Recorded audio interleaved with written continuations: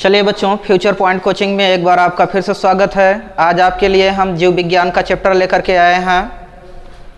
जीव विज्ञान के विषय में सबसे पहले हम आज जानेंगे यहाँ पे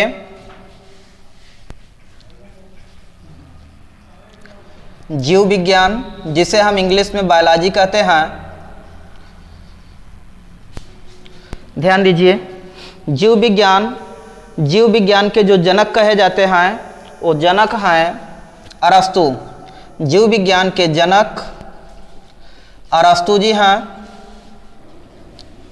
अरस्तु जी का जो स्पेलिंग होता है कभी कभार आप लोगों को कंफ्यूजन कर देता है। अरिस्टोटल,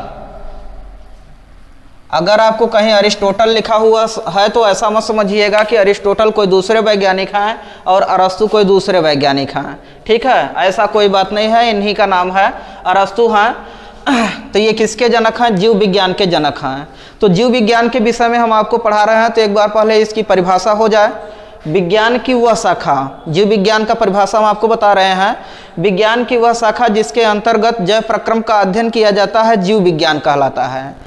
जीव विज्ञान क्या है? विज्ञान की वह शाखा जिसके अंतर्गत जैव प्रक्रम का अध्ययन किया जाता है, जीव विज्ञान कहलाता है। अब यहाँ पर एक शब्द आया आपका जैव प्रक्रम। जैव प्रक्रम होता क्या है तो इसको जान लीजिए। जैव प्रक्रम में आपका आ जाएगा पोषण,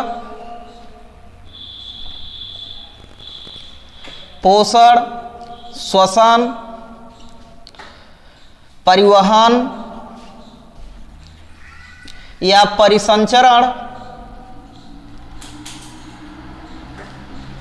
और उत्सर्जन।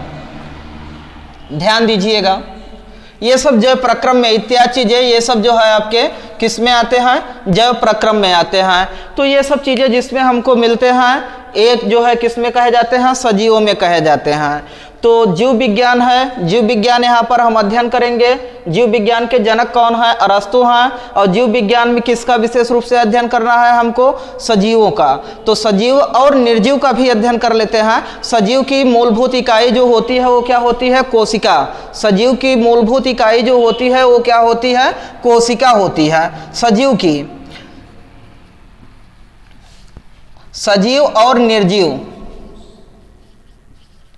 सजीव और निर्जीव दो चीजें होती हैं। सजीव की जो मूलभूत इकाई होती है वो होती है आपकी कोशिका, और निर्जीव की मूलभूत जो इकाई होती है वो होती है अणु। ध्यान दीजिएगा, सजीव की जो मूलभूत इकाई होती है वो होती है कोशिका, जबकि निर्जीव की मूलभूत इकाई होती है वो क्या होती है? अणु।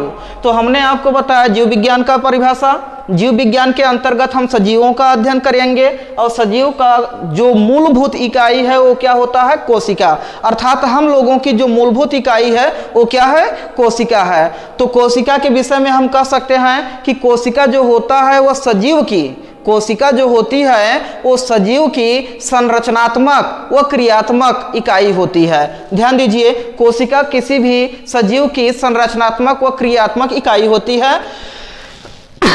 कोशिका, अब कोशिका से बनता क्या है पहले इसको हम जान लेते हैं। तो कोशिका से तो बन जाता है, कोशिका से बन जाता है ऊतक, कोशिका से बन जाता है ऊतक से बन जाता है तंत्र। ध्यान दीजिएगा, या अंग कह लीजिए, अंग बन जाता है, और अंग से बन जाता है अंग तंत्र,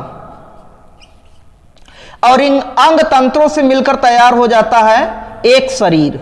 ध्यान दीजिएगा, सजीवों में सबसे छोटी इकाई क्या है? वो है कोशिका। सजीवों में सबसे छोटी इकाई क्या है? कोशिका से मिलकर तैयार होता है ऊतकों से तैयार होता है अंगों से तैयार होता है अंग तंत्र, और फिर अंग तंत्रों से तैयार हो जाता है हमारा शरीर। तो ध्यान दीजिएगा, शरीर की सबसे छोटी इकाई क्या होती है? कोशिका होती है, और सबसे बड़ी इकाई अगर कह लें तो क्या होता है? अंग तंत्र होता है। कई अंगों का समूह मिला करके जो है हम लोगों का तैयार हो जाता है, शरीर तैयार हो जाता है। तो ध्यान दीजिए, जीव विज्ञान के जनक हो गए अरस्तु। तो तो इसमें जो है सबसे छोटी इकाई कौन हो गई? कोशिका। अब जैसे जीव विज्ञान के विषय में कौन बताया? अरस्तु जी ने बताया। तो ऐसे कोशिका के विषय में किसी ने बताया होगा। तो कोशिका के जो जनक हैं, ध्यान दीजिए, निर्जीव हमको केवल मात्रक यहां पर हम आपको बता दिए कि निर्जीव की मूलभूत इकाई जो होती है वो क्या होती है? अणु होती है। तो यहां पे कोशिका आ गया। तो कोशिका के विषय में जान लीजिए। कोशिका के विषय में सबसे पहले किसने बताया था? सबसे पहले रॉबर्ट हुक ने बताया था। कौन बताया था भैया? Robert Hooke. अब बताए होंगे तो कोई समय रहा होगा, तो उस समय था 1665 ईस्वी। रॉबर्ट हुक ने सबसे पहले कोशिका के विषय में बताया था। ध्यान दीजिएगा, यहां से आपसे क्वेश्चन पूछा जाए कि सबसे पहले कोशिका का अध्ययन किसने किया या कोशिका के विषय में किसने बताया, तो वो नाम होगा रॉबर्ट हुक। हाँ, एक बात और है, रॉबर्ट हुक ने जिस कोशिका को पहले देखा था वो मृत कोशिका थी। रॉबर्ट हुक ने जिस कोशिका को देखा था वो कैसी कोशिका थी? मृत कोशिका थी। ये बात अलग है। लेकिन आपसे पूछा जाए सबसे पहले कौन देखा था, तो सबसे पहले रॉबर्ट हुक ने देखा था। अच्छा, अब देखे थे तो क्या हम लोग नहीं देख सकते, या उनसे पहले और कोई मानव नहीं देख सकते थे? देख सकते थे, लेकिन उन सब के पास एक यंत्र नहीं था। इनके पास इनका ही बनाया हुआ एक यंत्र था जिसका नाम था संयुक्त सूक्ष्मदर्शी। और वह कौन सी सूक्ष्मदर्शी थी? अनगढ़। ध्यान दीजिएगा, अनगढ़ सूक्ष्मदर्शी इन्होंने बनाया। जो कोशिका होती है उसे नग्न आंखों से नहीं देख सकते, तो इन्होंने क्या तैयार किया? एक सूक्ष्मदर्शी तैयार किया जिसका नाम इन्होंने रखा अनगढ़। तो उस सूक्ष्मदर्शी के माध्यम से 1665 ईस्वी में इन्होंने क्या बताया? कोशिका के विषय में बताया। ध्यान दीजिए, जब ये कोशिका के विषय में बताया तो वो कैसी कोशिकाएं थी? मृत कोशिकाएं थी। अब देखे कहां थे? तो एक कार्क में देखे थे। एक कार्क में देखे थे। कार्क क्या था आपका? ध्यान दीजिए, ये पेड़ का जो छाल होता है, छाल को अगर निकोल लिया जाए तो उसके नीचे जो है सफेद सफेद परत होती है, तो उसी परत में जो है इन्होंने देखा था, एक कार्क में देखा था। क्या देखा था? कोशिका देखा था। तो वह कोशिका कैसी थी भैया? मृत कोशिका थी। किससे देखे थे? अनगढ़ सूक्ष्मदर्शी से देखे थे। किससे देखे थे? अनुगढ़ सूक्ष्मदर्शी थे। किस सत्र में देखे थे? 1665 ईस्वी में। किसकी बात हम कर रहे हैं? कोशिका की बात कर रहे हैं। अब यहां पर हमने दो कॉलम बना रखा है, तो निश्चित रूप से आप लोगों के मन में एक ख्याल आ रहा है कि दो कॉलम क्यों बना है। तो ध्यान दीजिए, एक रॉबर्ट हुक है, एक है ल्यूवेनहॉक। एक है ल्यूवेनहॉक।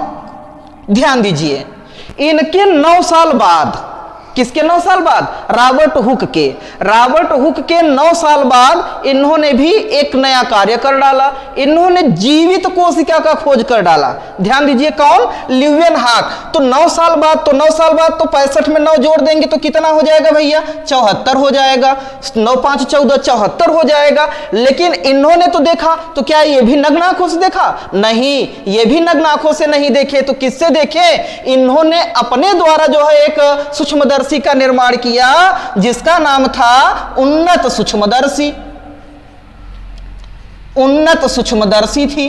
उन्नत सूक्ष्मदर्शी के माध्यम से इन्होंने जीवित कोशिका का सर्च कर डाला। और यही जीवित कोशिका ही हम लोगों की शरीर की संरचना की मूलभूत जो है इकाई कही गई है। अच्छा, ये तो बात हो गई किसकी? कोशिका की। कोशिका के विषय में बताने वाले दो लोग हो गए, एक तो रॉबर्ट हुक थे, एक ल्यूवेनहॉक थे। सर्वप्रथम कौन बताया? सत्र भी हमने लिख दिया है, एकदम क्लियर हो जाएगा। सर्वप्रथम किसने बताया? रॉबर्ट हुक ने बताया। उसके बाद किसने बताया? ल्यूवेनहॉक ने बताया। किस सत्र में बताया? 1674 ईस्वी में बताया। किससे देखा था? उन्नत सूक्ष्मदर्शी से देखा था। एकदम बराबर आपको याद हो जाएगा। ध्यान से केवल वीडियो देखते रहिए, आपको कुछ करना नहीं है।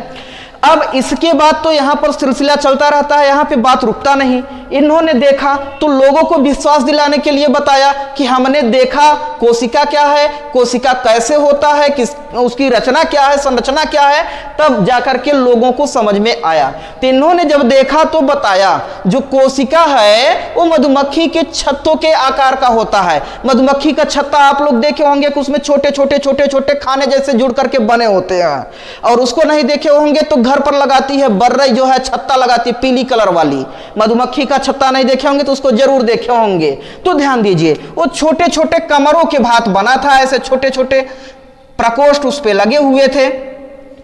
इन प्रकोष्ठों को उन्होंने क्या कहा, छोटा कमरा कहा। कहा कि जैसे हमारे पास छोटा कमरा होता है उसी तरीके से मधुमक्खी के छत्ते के भांति ये लगा हुआ है। अब ध्यान दीजिए, अगर हम इसकी बात करें तो उन्होंने जब देखा तो बीच में एक चीज और दिखाई पड़ गया था, उस पर इन्होंने विशेष ध्यान तो नहीं दिया, लेकिन बाद में रॉबर्ट ब्राउन आए। कौन आए? रॉबर्ट ब्राउन आए।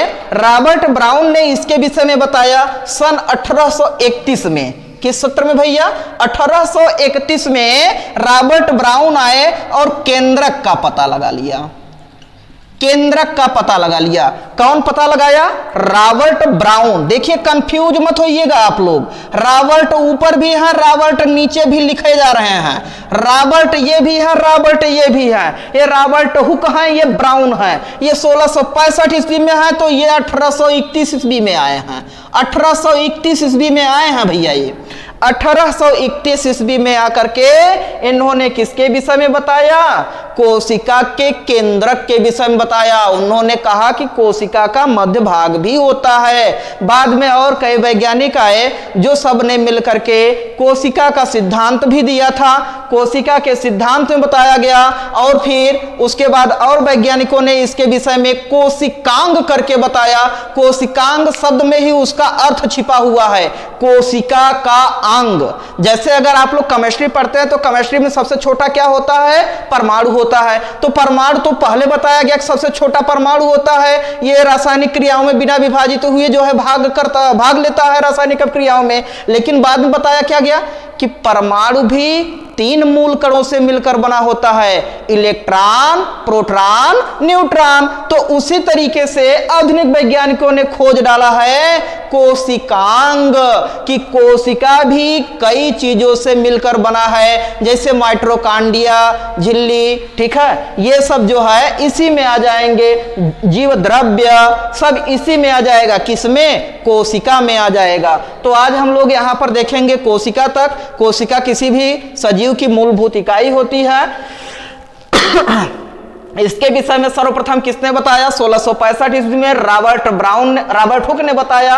और फिर इसके बाद 1674 ईस्वी में उन्नत सूक्ष्मदर्शी का माध्यम से ल्यूवेनहॉक ने बताया। और इसके बाद इसके केंद्र का पता लगाया। कौन पता लगाया? रॉबर्ट ब्राउन ने। किस सत्र में? 1831 ईस्वी में।